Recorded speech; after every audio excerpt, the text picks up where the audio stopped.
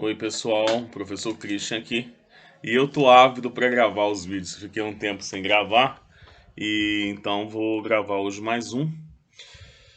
E nesse vídeo eu quero falar, eu já estava assim há muito tempo querendo falar sobre esse tema, porque eu acho ele muito importante para a gente entender os processos de esquerda na América Latina.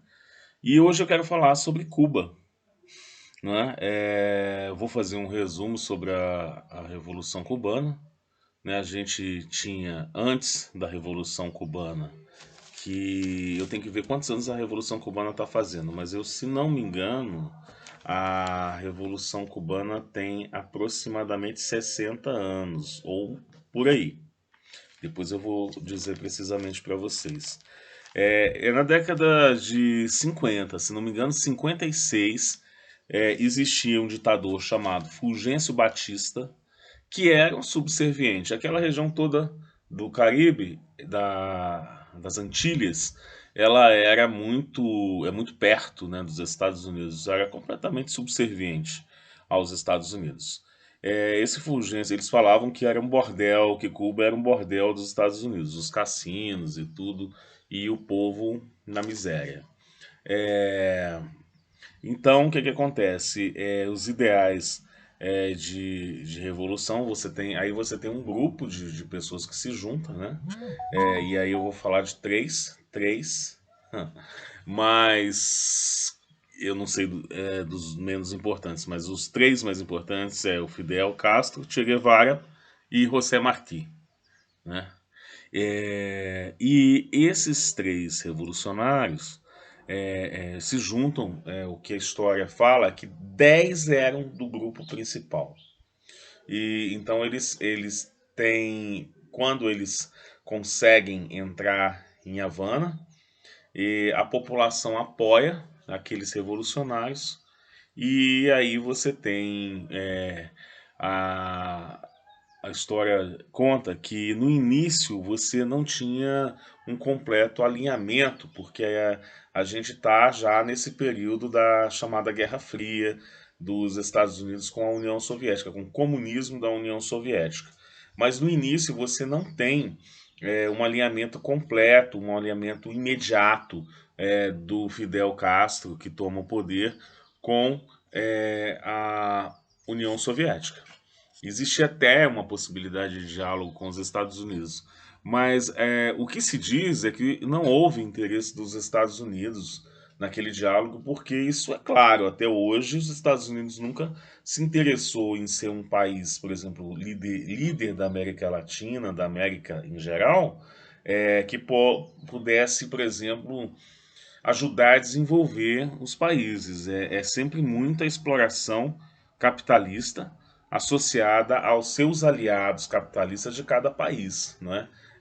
Privatizar, entregar as riquezas, e o que é, na verdade, uma herança de um pensamento da própria chamada Inglaterra, né? Os Estados Unidos virou a nova Inglaterra e absorveu esse pensamento imperialista que deu certo, porque a Inglaterra venceu, na verdade, essa disputa da globalização que começa nas navegações com os outros países, né? Inclusive com Portugal. Então, quais eram os outros países que disputavam com a Inglaterra essa hegemonia mundial? Portugal, Holanda, França. Eu acho que são esses: Portugal, Holanda, França, Espanha e Inglaterra. Os cinco eram as maiores potências, dominaram o processo de, de navegação e correram para ver quem, né, era uma corrida, uma disputa, quem é que dominava mais países ao longo do planeta Terra. E a Inglaterra, com a nova Inglaterra, né, nos Estados Unidos, agregando mais terras ali do México, né, muita terra do México, fez dos Estados Unidos aquele grande país.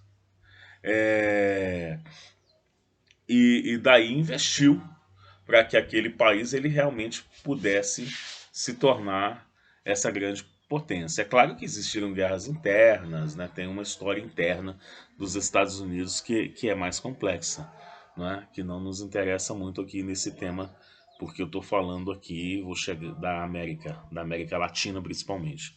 É, então, assim, esse pensamento de achar que os Estados Unidos vai ajudar a América Latina só se eles mudassem de postura. Então é um pensamento absolutamente subserviente, de ser vassalo. E com a, a Revolução Cubana, o domínio, quando o Fidel chega ao poder, e a gente sabe que existem livros que falam disso, inúmeras tentativas de assassinar por parte dos Estados Unidos, isso não é segredo para ninguém, para assassinar o Fidel. O Fidel viveu tendo todo o cuidado e aí é quando então a Cuba começa a quando os Estados Unidos aparentemente se desinteressa achando que Cuba, né, ia ser ali uma coisa subserviente, eles alinham então a União Soviética Comunista e se torna um problema para os Estados Unidos, né? Teve a chamada conflito dos mísseis, que quase teve uma guerra mundial porque a União Soviética ia colocar mísseis ali em Cuba, apontado para os Estados Unidos. Aí, numa negociação, isso foi retirado, mas a gente se pergunta por que uma potência nuclear como os Estados Unidos nunca invadiu Cuba, que é uma ilha pequena, que não tem armamento nenhum praticamente, e sendo que os Estados Unidos, depois dos anos 60, invadiu várias regiões ali, Panamá, interferiu em várias, Guatemala, Nicarágua, Granada, Haiti, vários lugares ali tiveram invasão e a interferência militar dos Estados Unidos. E a gente se pergunta, por que em Cuba não teve? A gente pode pensar que se tivesse, naquele momento, enquanto a União Soviética era aliada de Cuba, que poderia ter uma guerra mundial. Então, de alguma forma, Cuba estava protegida. Mas acontece que, mais ou menos ali na década de 90, aconteceu, historicamente, o chamado primeiro a queda do Muro de Berlim, né? O que é Berlim? Berlim ficou na Alemanha Oriental. Na época da Segunda Guerra, a Alemanha foi separada, como a Coreia. Então ela ficou a Alemanha Ocidental para o lado dos Estados Unidos e da Europa e a Oriental para o lado da União Soviética, que foi passado o muro. Berlim ficou do lado da Alemanha Oriental, que é hoje a capital. E aí, com o enfraquecimento da potência da União Soviética, acontece a chamada queda do Muro de Berlim, onde a Alemanha Oriental se une novamente à Alemanha, né, e que faz da Alemanha, talvez hoje, o país a maior potência, né, da Europa mesmo, da Europa Ocidental, digamos, né, sem contar com a Rússia.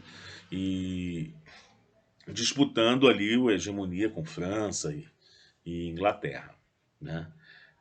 Então a Alemanha ela realmente desenvolve muito depois que ela se une ali da oriental para a ocidental. Faziam comparações às revistas capitalistas que a oriental já estava muito empobrecida, né?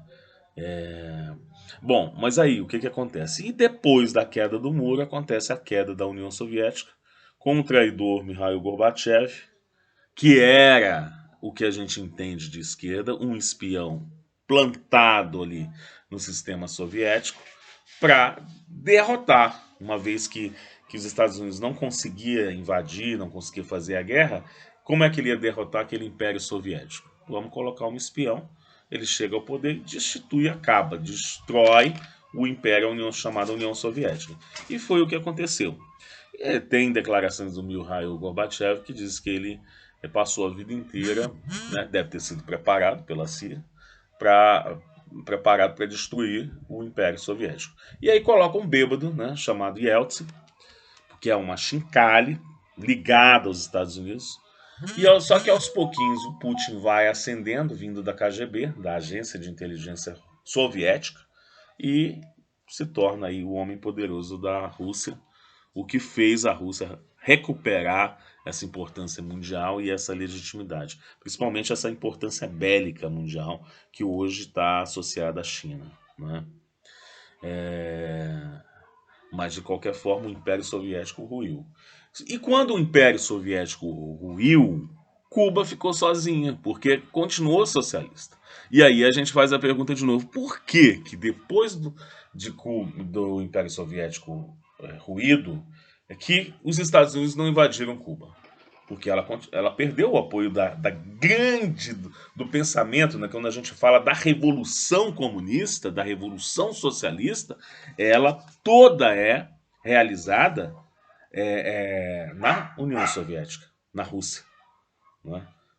Quando eles derrubam os czares e implantam, né, essa revolução socialista ali que estaria completando 1917, né, o começo, 1917, o que? 90 anos. Então a gente tem na história o começo do socialismo implantado como política de governo na Revolução Russa, na União Soviética, né? E aí da Rússia passa para esses outros países que eram porque a União Soviética era um conglomerado de vários países, né? Era a União Soviética. E esse comunismo ele passa a exercer nesse lado oriental da Europa, ser exercido em alguns países, na China, Vietnã ou Coreia do Norte. Mas aí isso rui. Quando isso rui, aí você tem Cuba, com a revolução dela, permanece com o Fidel. Assim, é claro que para você fazer uma revolução, por exemplo, existe toda uma história que eu não conheço Cuba, mas estudo sobre Cuba, né? Espero muito conhecer em breve, de que a população de Cuba é treinada, armada, no caso de uma invasão, né? Mas a gente não sabe até que ponto isso dá certo, ou até que ponto alguém, por exemplo, com uma bomba atômica, até que ponto isso vai dar certo com um país como uma bomba atômica. Os Estados Unidos já jogou a bomba atômica no final da guerra, no Japão, Nagasaki e Hiroshima. Isso a gente não pode esquecer, né? Então, assim, voltando à importância de Cuba. A importância de Cuba está justamente nessa resistência do pensamento socialista. Porque qual era a ideia do Império Estadunidense? De acabar ideologicamente completamente com o comunismo. O discurso quando cai o Muro de Berlim e acaba o Império Soviético é que o comunismo acabou, era uma ilusão e pronto. Já estava destruído, derrotado. E Cuba permanece como resistência desse socialismo. Porque hoje a gente nem pode falar que a Rússia é um regime socialista. É lógico que ela é herdeira de toda essa história. Mas não há essa defesa socialista. Eles têm um alinhamento com a China, que é socialista, né? Então a gente nem sabe ideologicamente o que representa. É claro que tem aquela força, né, bélica, da herança bélica, de tudo que a Rússia representou como potência mundial quando era a União Soviética e venceu a Segunda Guerra e dominou o poder mundial justamente com os Estados Unidos. E Cuba com toda... Porque existia ajuda econômica da União Soviética, que começou a minguar, porque a União Soviética também teve uma crise econômica muito grande, que culminou também nessa derrocada. E Cuba fica sozinha. Ou seja, aquela população plantando cana, banana, vendendo tabaco, ela conseguiu se virar e sobreviver a tudo e sem falar do isolamento, porque existiu, né, porque essa é a prática com os países dos Estados Unidos com os países socialistas, um embargo violento dos Estados Unidos para com aquela ilha, que era também para derrotá-la economicamente, para acabar com aquele comunismo. E Fidel resiste, né? A gente tinha muito medo, nós esquerdistas, de que quando Fidel morresse, isso acabasse. Mas Fidel faleceu e Cuba continua resistindo, né? A gente sabe, é claro, que ideologicamente os Estados Unidos tão perto sempre vão tentar minar esse socialismo cubano, né? Mas o que é importante a gente perceber é que depois que Fidel resiste, em determinado momento, a América Latina ela começa a pipocar de governos de esquerda. Vou falar dos mais importantes, né? Porque é aí então que surge o Hugo Chávez na Venezuela, que faz praticamente uma revolução. Ele tenta primeiro dar um golpe depois de uma crise econômica violenta, onde a elite e associada ao capital internacional estava roubando o petróleo e empobrecendo a classe média e trabalhadora da Venezuela e assolando economicamente. E a Venezuela tem essa instabilidade, às vezes está muito bem economicamente, mas às vezes não. Aquela ideia da Venezuela próspera, as pessoas pobres não tinham acesso. Eram só os classes médias altas, ou quem tinha alguma condição, né, de trabalho, de intelectualidade, ou de formação, para conseguir grana nessa condição, o que é próprio do capitalismo. Porque a grande massa ela não tinha formação, então estava na miséria também. E quando acende o Chaves e ele pega ainda essa parte do auge do petróleo, ele distribui muito a renda. Ele consegue fazer um trabalho da maior distribuição de renda no período na América Latina e acaba sendo amado pelo povo. Mais que isso, ele traz um pouco do pensamento, da ideologia do Bolívar, ele revive o pensamento do Bolívar novamente, né? E de uma forma até parecendo religiosa, mítica, parecendo reencarnatória, que faz aquele povo ter muita força. E ele se torna um líder de uma referência regional muito forte. E aí começa a surgir, o Hugo Chávez surge antes, mas começa a surgir na América Latina o Lula, os Kirchner na Argentina, o Mujica, né, o Lula, claro, no Brasil, o Mujica no Uruguai, surge até no Paraguai, que nunca tinha tido esquerdo, o Lugo, mas eles derrubam depois, o Evo Morales, que é uma referência, né, ainda, né, sobreviveu, é uma referência viva de esquerda, e até no México, que também nunca tinha tido esquerda, agora, o López Obrador, né? Na Nicarágua também. Então, assim, você tem. Se você perguntar, não, mas Cuba, você é a favor desse modelo de Cuba para a América Latina? Eu, sinceramente, não sou. Não sou. É, porque eu penso que é um sacrifício muito grande. É uma pena a questão do embargo. Porque não, eu acho absolutamente torpe e idiota essas ideologias, essa questão do embargo. Porque se você tivesse uma liberdade nesses países socialistas, com os Estados Unidos, com a questão do comércio, eu não sei qual é o problema que teria. Ainda é muito um medo aí dessa Guerra Fria por parte dos Estados Unidos, dessa influência agora reavivada da China e da Rússia, porque antes era da União Soviética, né, de que esses países poderiam se alinhar ali muito perto geograficamente dos Estados Unidos, né? E aí ele implanta também esse embargo na Venezuela, que está sofrendo muito com a questão econômica novamente. Digamos que como Cuba, é um embargo violento, só que a Venezuela é maior, né? Tem 3 vezes a população de Cuba. Então é um desafio maior para o país, porque tem que alimentar todas aquelas pessoas.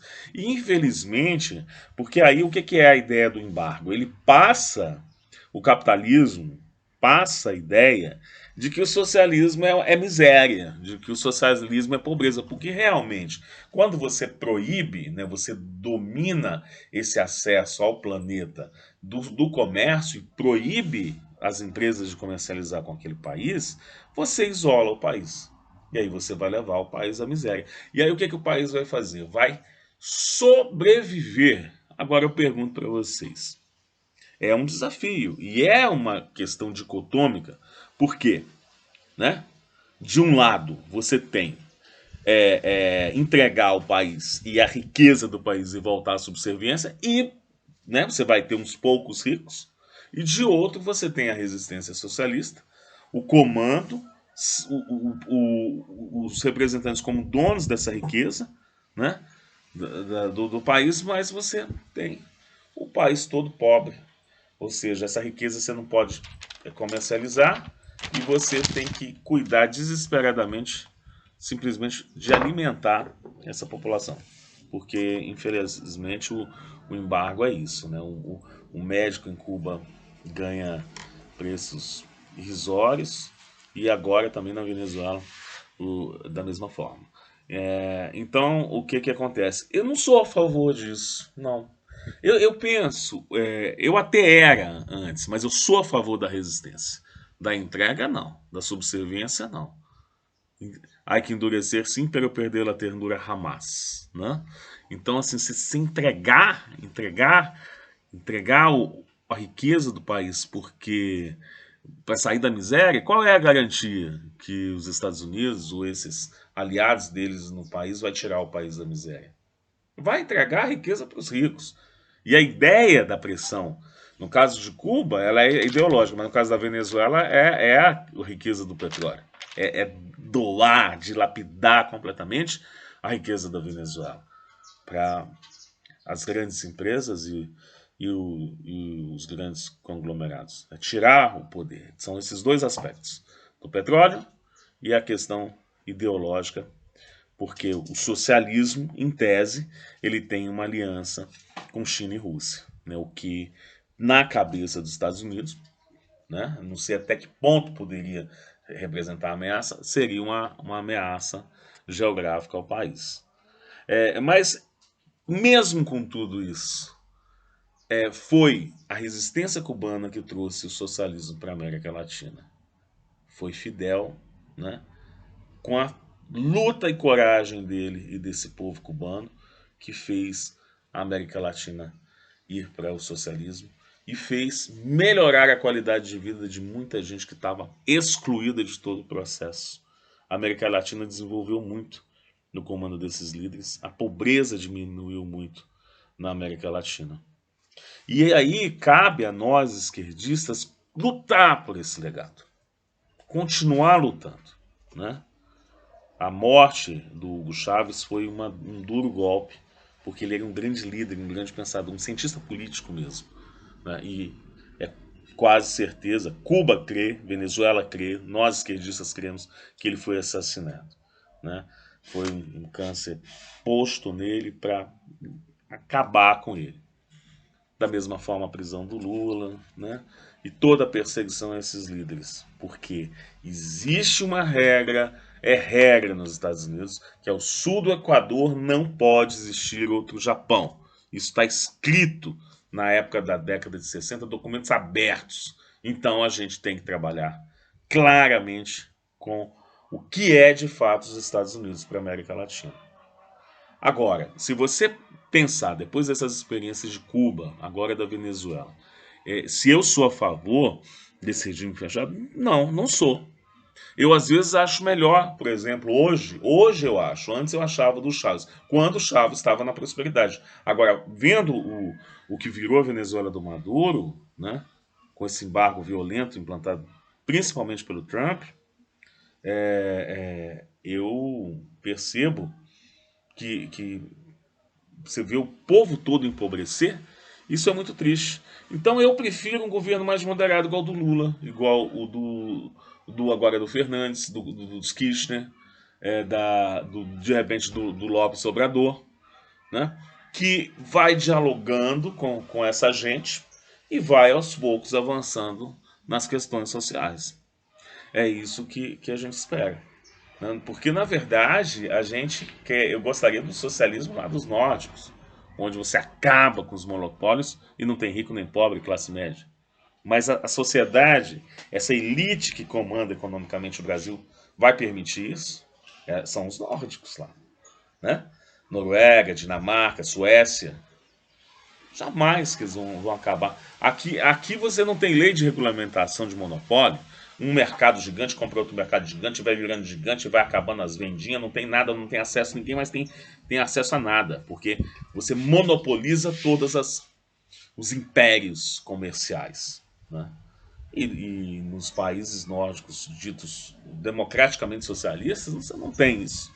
E dialogam, são socialistas capitalistas, né? Porque não tem problema em entrar o comércio economicamente isso.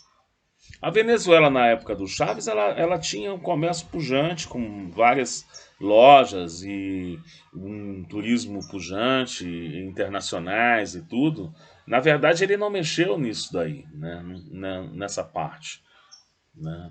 E então é essa a condição. Por isso que eu penso que Cuba foi absolutamente fundamental para o socialismo, principalmente na América Latina, porque foi onde ele se desenvolve, não é? Mas a gente pode dizer no mundo, porque acabando a União Soviética, Cuba resiste. E continua aí dando exemplo, né, nesse momento da pandemia, com um dos países que menos tem mortos e uma preocupação muito grande desenvolvendo a vacina. Muito obrigado.